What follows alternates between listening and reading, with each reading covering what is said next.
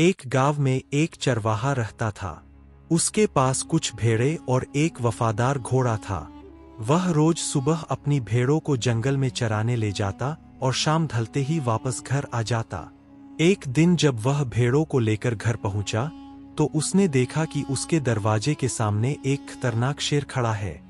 चरवाहा जैसे ही पास आया, शेर जोर से दहाड़ा और बोला, अगर तुरंत मुझे एक भेड़ नहीं दी तो मैं तुम्हें और तुम्हारी सारी भेड़ों को फाड़ डालूंगा।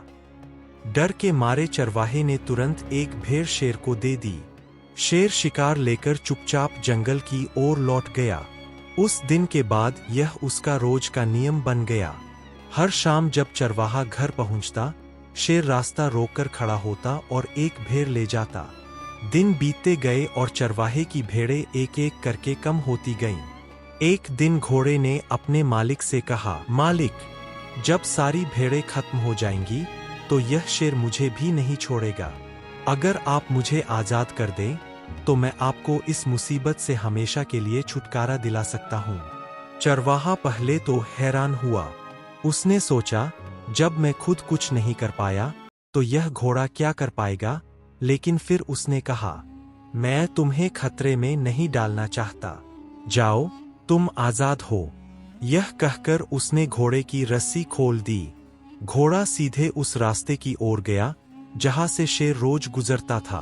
वहां पहुंचकर उसने मरा हुआ होने का नाटक किया और जमीन पर बिल्कुल शांत लेट गया। कुछ ही देर बाद शेर एक लोमड़ी के साथ वहां से गुजरा।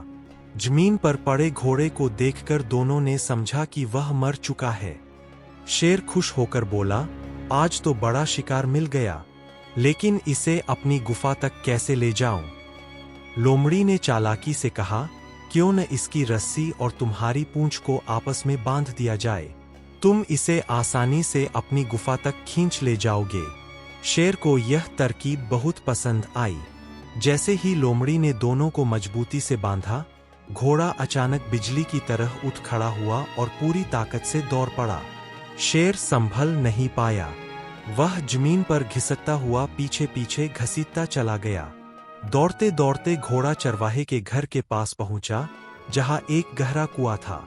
आखिरी पल में उसने अपनी पूरी ताकत जुटाई और शेर समेत कुएं में छलांग लगा दी। इस तरह घोड़े ने अपनी जान कुर्बान करके अपने मालिक को जालिम शेर से हमेशा के लिए बचा लिया।